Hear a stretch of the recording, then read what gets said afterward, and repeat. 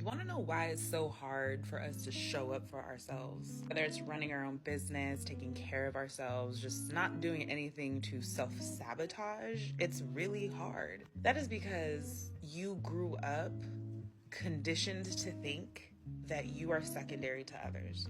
A lot of that shit is cultural too. I'm biracial and I'm taught on both sides that you are supposed to serve others before you serve yourselves. Like the host is the last to sit down. And we just took that shit as tradition. Like, okay, I guess that's just what we're supposed to do. And now look at us grown and miserable trying to rediscover how to show up for ourselves. But when you know better, you do better. And now I can teach my daughter that her feelings do matter. And she does come first, because without filling her cup, she is no good for you, she is no good for me, and she is no good for the world. Happy self-discovery. Follow and like for more.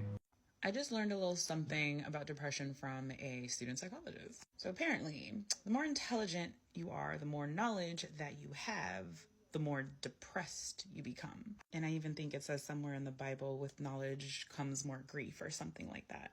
Depressed people typically have a more realistic view of the world. That to me was so interesting. And depression is on the rise and is at the highest that it's ever been. But at the same time, people are the most aware and the most woke that they have ever been, with all of the access to information. The math is mathing, right?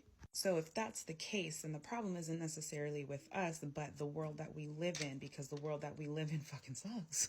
Knowledge is power, yes. But sheesh. Like and follow for more. You can do hard things. No, you can do hard things. You absolutely can do hard things if you want to. You don't have to, but you can.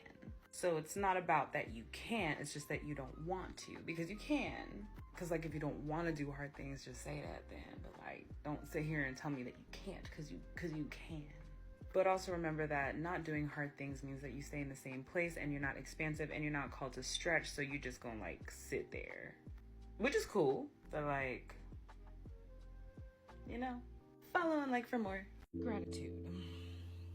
Let's talk about it. Being in a state of gratitude or practicing gratitude does not mean you ignore your problems, essentially. It does not mean that you are in this land of make-believe and you're turning to toxic positivity. Ignoring things that you have to fix is a state of delusion and disassociation. Don't do that. Practicing gratitude. Practicing is the key word. It's just simply an exercise. It is not a personality. I know me, and I do know a lot of people have a tendency to spiral. Like, we are very good at thinking of the worst case scenario when everything is perfectly fine. Like, I am a professional warrior. Practicing gratitude is helping to train my brain to stop doing that and to focus that we are safe and we are doing okay. So while you are working to find solutions and resolutions for the problems you do have right now, practice finding things to be grateful for. Like and follow for more. I bet you. No. I guarantee you are doing much better than you think you are. You killing it. I know you are. So give that little worrying brain a break and just love on yourself right now. Take a deep breath in and relax. You're doing good. You're doing good. Like and follow for more. Hear me out. What if I'm cooking? Let me cook. What if it did all work out? What if in the midst of all your worrying, in the midst of all your dooms thinking, in the midst of all your negative self-talk, what if you just threw in there, just to be crazy, what if you just threw in there the possibility that everything works out in your favor? I mean, what's the worst that can happen? It doesn't? I mean, according to you, you're already screwed anyway, right? So, I mean, like and follow for more. I'm wearing my Ali shirt today because it's that time. Universe has us up in arms. It has our dukes up. It has us fighting for our lives this end of 2023. It's okay though. I understand seasons like this are just calling me to stretch and calling me to grow. And I'm here to remind you that that's what's happening. This is a season.